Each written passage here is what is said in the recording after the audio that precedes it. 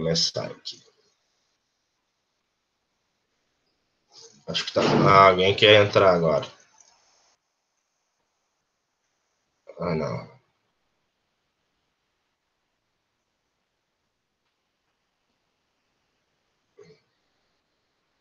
Vocês me ouvem tudo certinho? Sim. Sim. Tá, bom. Então, a gente vai continuar agora pelas próximas, eu acho, uma semana, mais umas 3 aulas, a gente termina o estudo dos gases, tá? Que a gente começou com aquela videoaula. Hoje, nós vamos falar das transformações gasosas. A nossa aula da terça-feira, a videoaula da terça-feira, foi uma introdução a esse estudo dos gases, tá? Um patamarzinho mais geral para a gente entender quais são as unidades de medida, saber quais são as variáveis dos meus sistemas. Então, hoje a gente começa falando sobre as transformações, tá? A nossa aula está no setor A, é a aula 25, tá? As transformações gasosas, a relação entre pressão e volume de um gás em uma transformação isotérmica. Vai da página 232 até a página 233. Aqui o senhor colocou para relembrar vocês que agora a gente então começa o caderno do aluno 3, tá? Então vamos ao início da aula propriamente dito. Como a gente sabe, então, que a gente viu na terça-feira, na videoaula, o estado em que se apresenta um gás para nós, sob o ponto de vista microscópico, lá quando eu não consigo enxergar, é caracterizado por 3 variáveis, né? A pressão, o volume e a temperatura. E essa pressão, volume e temperatura vão ser, então, as variáveis de estado do meu gás. Elas que dizem qual é o estado que o meu gás vai estar. Aí surge para nós as leis físicas dos gases, certo? Como é que esses gases se comportam fisicamente para nós, tá? Quando, então, uma dada massa de gás sofrer uma transformação, essa transformação só vai ocorrer quando as variáveis de estado lá variarem também. Então, se eu mexer na pressão, se eu mexer no volume ou se eu mexer na temperatura, eu mudo o estado do meu gás. Vai acontecer alguma coisa, certo? Assim, essa pressão, volume e temperatura passam de um estado inicial, P1 ou PI, VI e TI, certo? Eu coloquei P1, PI, VI e TI, porque é da mesma maneira que o teu caderno e o teu livro texto demonstram para vocês, certo? O que o senhor gosta de fazer? Como é que eu gosto de usar esse negócio? Eu gosto assim, ó. P1, V1, T1.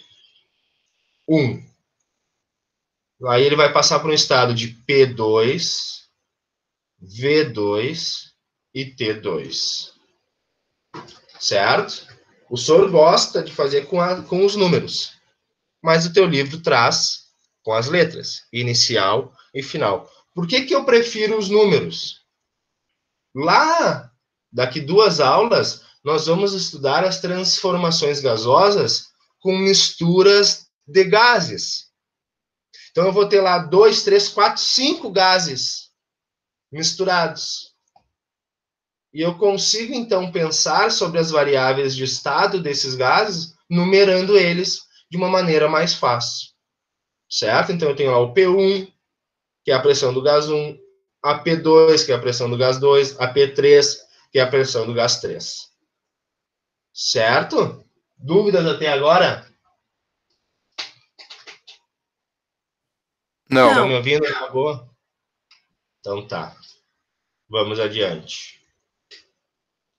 E aí vem então a nossa primeira transformação, que é a transformação isotérmica. E aqui o senhor já quer chamar a atenção de vocês para uma coisa bem importante. Este prefixo aqui, ó, iso, vocês sabem o que significa?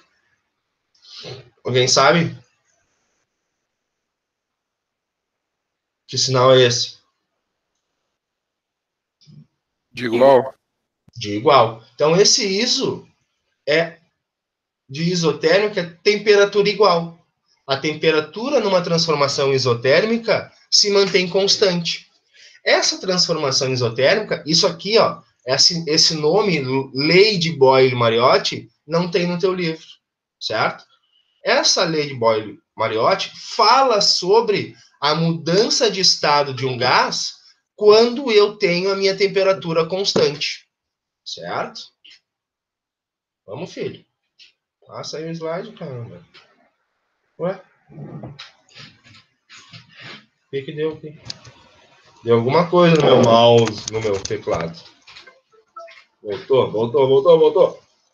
Olha aqui, ó. A temperatura constante, uma dada massa de gás, ocupa um volume inversamente proporcional à pressão, quando eu tenho a minha temperatura constante. Ou seja, o quanto variar, a taxa de variação entre volume e pressão é inversamente proporcional. Certo? Vamos entender melhor daqui a pouquinho. Então, essa transformação gasosa, se a temperatura é mantida constante, é chamada de transformação isotérmica. Te liga aqui.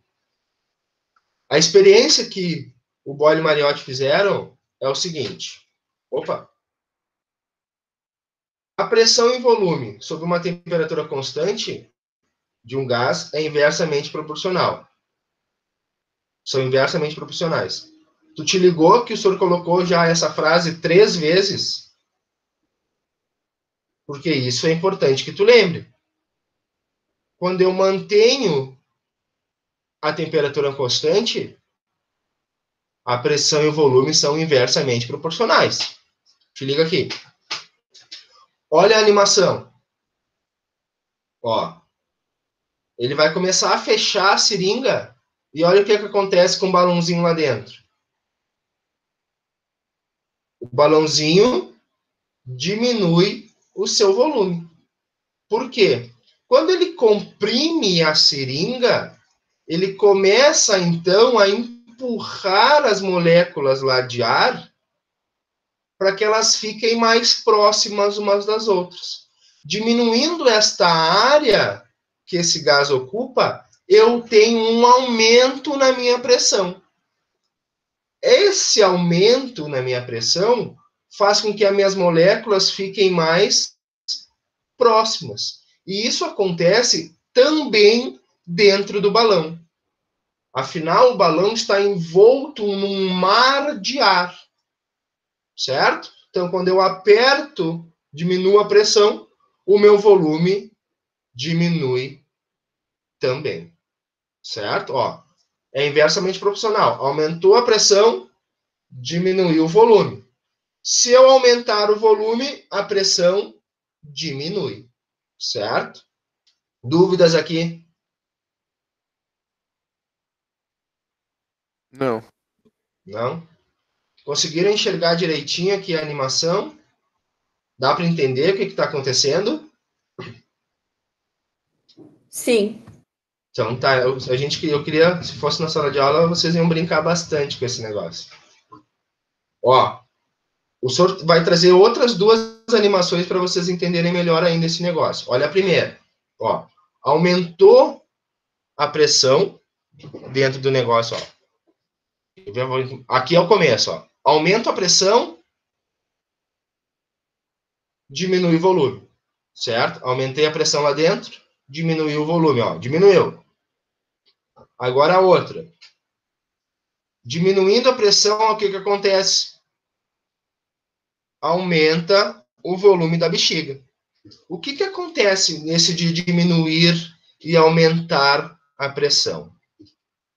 Quando eu aumento a pressão, é como se eu estivesse empurrando as minhas moléculas gasosas mais pertinho uma das outras, certo? E quando eu diminuo a pressão, eu crio espaço. Aí fica uma mais afastada do que a outra, certo?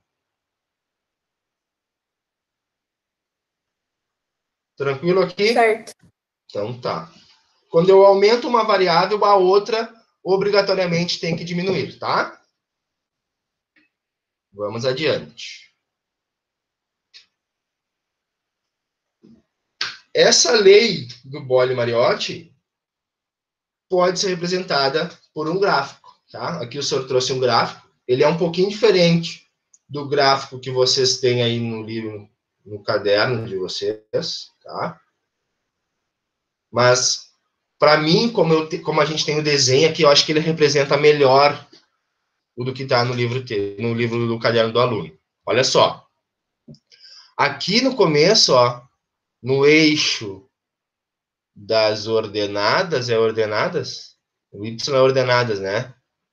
E o X é abscissas. É isso? Acho que é. Acho que é. Acho que É isso. Olha aqui, ó. Aqui é pressão em bar.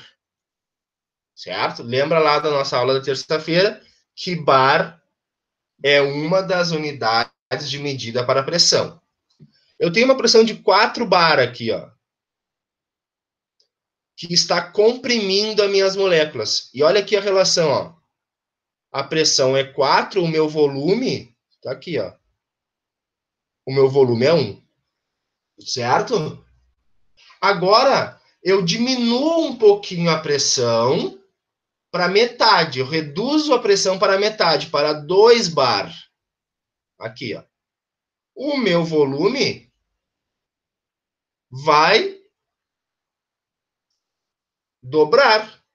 Se eu dividir por 2 a minha pressão, diminuir 2 vezes a minha pressão, o meu volume dobra, certo? Então aqui, ó, vocês podem notar que tem mais espaço, tá vendo que tem mais espaço aqui? Ó, o espaço aqui é maior. E as moléculas, tu enxerga que estão mais separadinhas umas das outras? Enxerga isso? Consegue fazer a relação lá com o balãozinho que o senhor mostrou na tela anterior? Sim. Sim.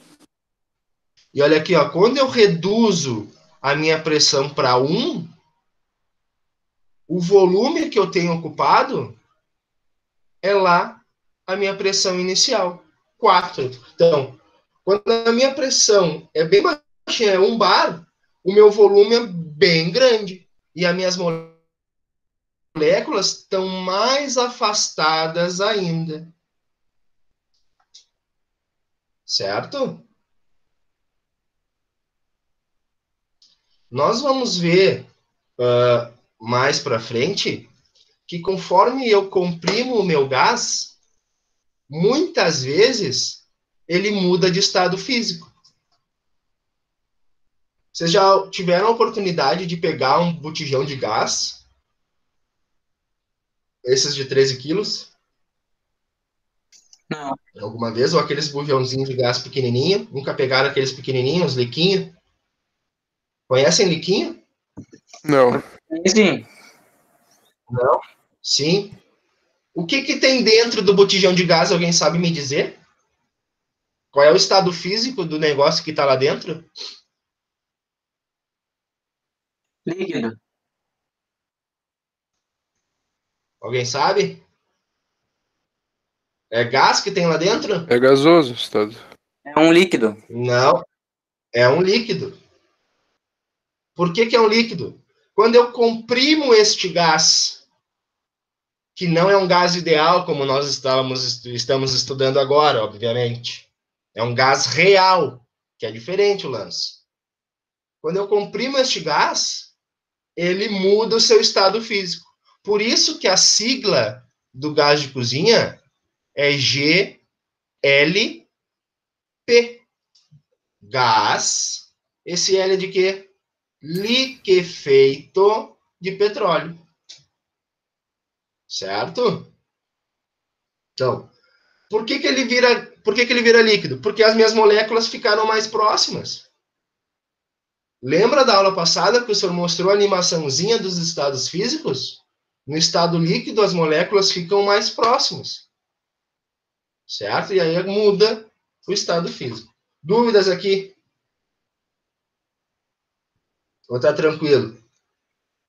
Tá tranquilo. Então tá, vamos adiante. Essa curva, deixa só o senhor apagar aqui. Essa curva em azul, ela é uma hipérbole. Já ouviram falar das hipérboles? Já ouviram falar assim? Alguém deve ter falado para vocês na matemática. Essa equação, como eu tenho a minha temperatura constante, ela pode ser relacionada como PV. As minhas três funções de estado, uma é fixa, uma é constante. Então, o que muda é a pressão e o volume.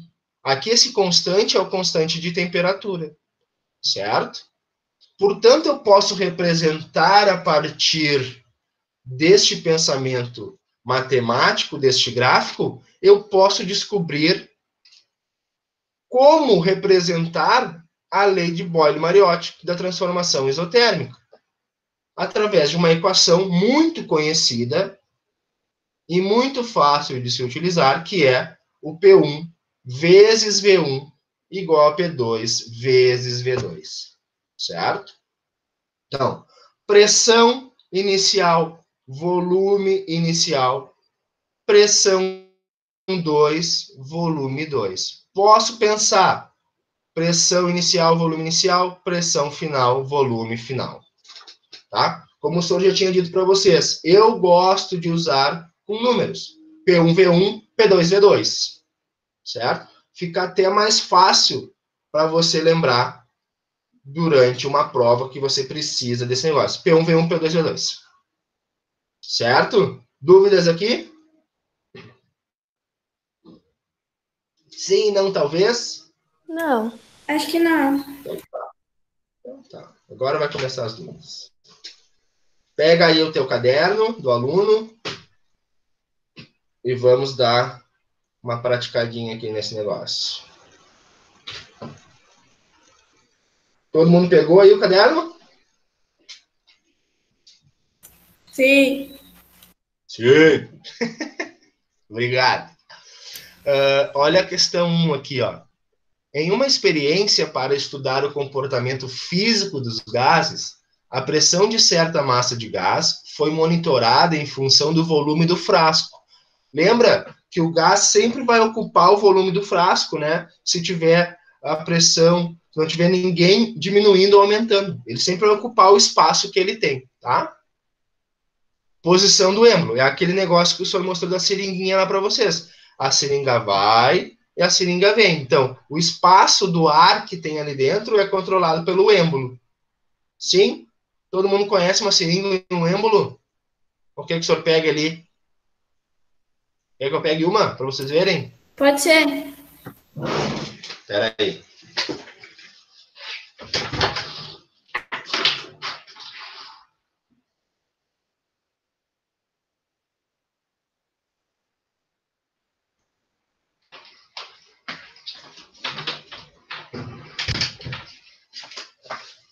Ó, enxergam aqui? Tá enxergando o negócio em verde? Sim, sim. Sim. Ó, o volume de ar, nesse caso aqui, ó, vou até botar na marcação, ver se vocês enxergam o 10. Enxergaram o 10 ali? Sim. Sim. Então, se eu tampar aqui, ó, teoricamente, deveria ter 10 ml de ar aqui dentro. Certo? Porque eu fechei meu sistema, ó. Botei o dedo na ponta. O sistema está fechado. Então, o momento que eu passar a comprimir, ó, esse negócio, eu vou soltar e quero que vocês olhem aqui, ó, a parte de trás do êmbolo, ó. Tá vendo que ele volta sozinho? Ó, vou apertar, ó. Enxergaram? Sim. Por que ele volta sozinho? Porque a pressão desse cara, ele não é perfeito, isso aqui não é perfeito, né? Não tem um isolamento perfeito nesse negócio. Eu não estou conseguindo fazer isso agora. Mas, quando eu tenho esta variação aqui, a volta do volume, é porque o meu gás está se expandindo. Eu tenho uma expansão, porque eu diminuo a pressão que eu estou fazendo no meu sistema, ó, diminuindo a pressão, o meu volume, ele aumenta. Pressão e volume são inversamente proporcionais. Enxergam isso com a seringuinha aqui que o senhor fez? Sim. Então tá. Bom, a partir daí, então, o senhor quer que vocês olhem a tabela. Eu tenho aqui, ó, uma pressão de 500, uma pressão de 1.000, que me dá um volume de 8, ó. Tá vendo? Se a pressão e o volume são inversamente proporcionais, e aqui eu tenho duas vezes um maior que o outro, enxerga aqui? De 500 para 1.000 aumentou duas vezes? Sim. Dobrou? Para chegar em 8, quanto que deveria ser o volume aqui? 16? 16.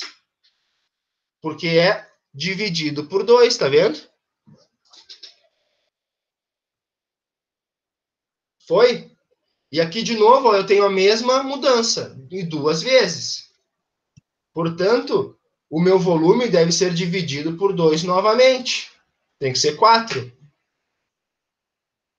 E aqui eu dividi por 2 novamente. Portanto, a minha pressão deve ser quanto?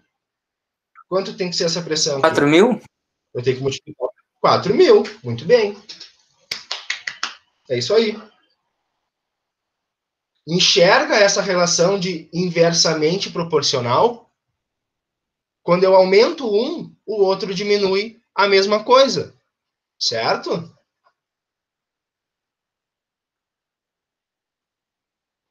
Vamos adiante para a letra B. Para que a pressão indicada pelo manômetro...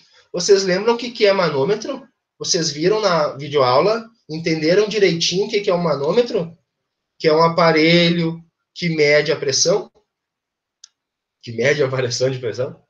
Não é tira a pressão, né? É mede.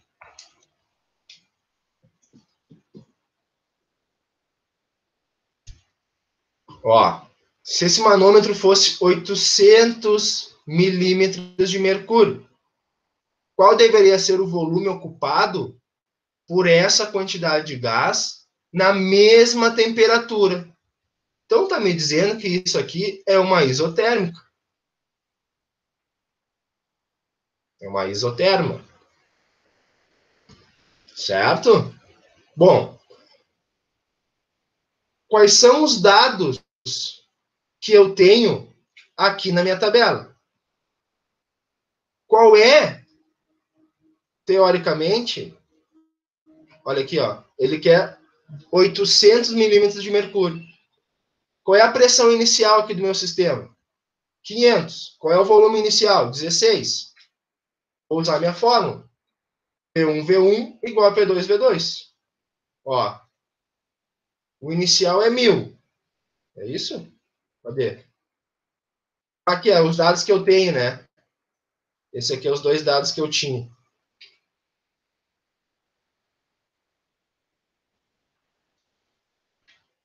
Vou usar 1.000. 1.000 vezes 8, 800 vezes V2. O V2 que eu quero saber é 8.000 dividido por 800. Corta os zeros aqui, né? Cortou, cortou, cortou, cortou. 80 por 8 dá 10. Enxerga? Sim. Olha, eu peguei, eu até fiz aqui diferente. Ó. Agora eu peguei os dados que para fazer a conta, eu peguei os dados que a tabela tinha me dado, tá? Que ele já estava pronto ali. Vamos para a letra C. Com os dados da tabela, trace no gráfico a seguir a curva de pressão em milímetros de mercúrio versus volume em litros para essa transformação. Está aqui os dados da nossa tabela. Vocês têm aí o gráfico sem a curva? Tem, Sim. né? Sim. Então tá. Então traça aí os pontos, ó. Vai fazer uma escalinha, né? 500 para o 1000, para o 2000, para o 4000. Começa em 500 embaixo, vai até 4.000. E os volumes tu bota lá no eixo X. Tá aqui, ó. O meu ficou mais ou menos assim. 4.000 tá com 2. Ó, lá no começo. Tem esses números ou vocês que tem que colocar também? Tem os números. Ah, então é só traçar. Barbadinho. Ó. O 8 é 1.000. 2.000 é 4.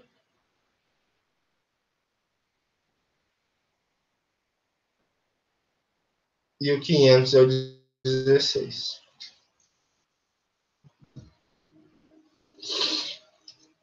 Tranquilinho esse negócio? Sim. Então, tá. Lembra que a gaussiana ela é uma curva que vai tendendo ao infinito quase reta. Certo? Ela tende ao infinito quase se transformando numa reta. Mas ela não é uma reta, ela é uma curva. Vamos adiante. 2. Essa aqui é boa, ó. Uma amostra de gás ideal a 25 graus Celsius exerce uma pressão de 5 atm, quando está contida em um frasco cujo volume é 800 ml. Caso todo esse gás seja transferido para um frasco de capacidade igual a 4 litros, a mesma temperatura, pode-se afirmar que sua pressão passará a valer. Observação. Lembre-se que podemos trabalhar com qualquer unidade de pressão e de volume, desde que sejam as mesmas em ambos os lados da equação. Cara, tu tem que trabalhar com as mesmas unidades de medida. Eu posso trabalhar com qualquer uma, mas eu preciso ter equivalência direta entre elas. Ou seja, eu tenho 800 ml e 4 litros. O que você vai fazer para transformar qual das duas é sua escolha, mas elas precisam obrigatoriamente estar na mesma unidade de medida. Eu preciso transformar o 800 para litro ou transformar o 4 para mililitro. Aí é contigo. Eu transformei o 800 para litro. Olha aqui, ó. Uso a minha equação da isoterma. P1V1 igual a P2V2. 5 atm vezes 800 ml igual a P2 vezes 4 litros. Agora eu vou fazer a transformação. P2 é 5 atm vezes 0,8 litros dividido por 4. O nosso P2 é igual a 1 atm. Feito? Dúvidas aqui?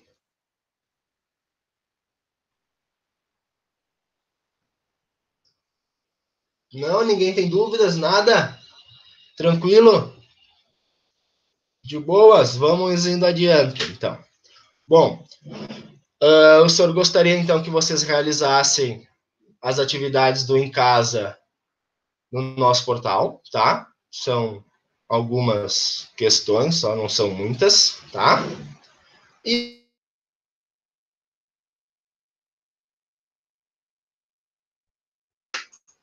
hoje nós teremos a questão desafio para vocês, tá? A resolução. o cálculo ou os cálculos da questão desafio deverão ser entregues via foto ou PDF na plataforma Plural, até às 22 horas do dia 23/7, que é o dia de hoje. Certo? O Plural dispõe agora de uma nova maneira de se enviar as questões. Vocês podem mandar a foto lá para a plataforma, certo? Vocês já usaram isso? De mandar a foto pelo Plural? Sim. Tá, então, Em artes, eu acho. hã? Em artes, eu acho que foi. Então, vocês têm até as 22 para me mandar. Lembrando,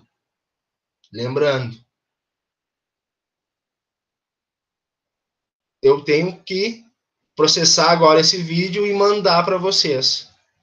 Eu vou dar um tempinho, vocês peguem o celular de vocês e tirem uma foto da questão. Vocês já podem ir fazendo, porque quanto antes vocês mandarem, eu consigo olhar e dizer, ó, faz de novo, tenta de novo, para te conseguir ter a questão certinho, certo? Não deixa para a última hora. Faz de uma vez, aproveita, depois ali do almoço, senta um pouquinho e faz essa questão, certo? Dá uma revisadinha na aula e faz a questão. Vocês vão ter que fazer essa questão revisando a aula passada de terça e a aula de hoje. Está aqui a questão. Na respiração normal de um adulto, em 60 segundos, são inalados 4.000 centímetros cúbicos de ar, medidos a 27 graus Celsius, e 1,013 vezes 10 na 5 Pascal de pressão. O mergulhador a 430 centímetros abaixo do nível do mar, onde a temperatura é de 300 Kelvin e a pressão é de 3.800 torr, receberá a mesma massa de oxigênio sem inalar quantos litros de ar? Essa é a pergunta que vocês têm que me responder. Certo? De preferência, vocês podem notar, o senhor já vai dar uma dica para vocês, nenhuma das unidades de medida bate. Vocês têm que fazer a transformação de todas as unidades de medida. Quero ver essas transformações também na fotinho, tá bom? Eu também. Hã? Eu também quero ver o que eu vou fazer. É barbada. Olha a aula passada. O senhor ensinou lá a fazer. Tá lá, tá ali na videoaula. Tem 13 slides mostrando como é que fazem as transformações e quais são as equivalências. Em 2 minutos vocês conseguem resolver esse negócio. Não tem nada de espetacular aqui nesse bagulho. O difícil é transformar. Ou melhor, o difícil é abrir a aula. Tá? Então, o senhor quer desejar para vocês bons estudos e uma ótima semana. Vamos encerrar aqui. Então tá, meu povo. Vamos terminar um pouquinho mais cedo hoje. Vocês têm a nossa questão de desafio, né? Se vocês quiserem fazer agora, até a aula, antes da outra aula, tá tranquilo, tá? Vamos encerrar por enquanto, então, tá? Um grande beijo para vocês. Vou parar a gravação. Valeu, professor. Até mais. Tchau.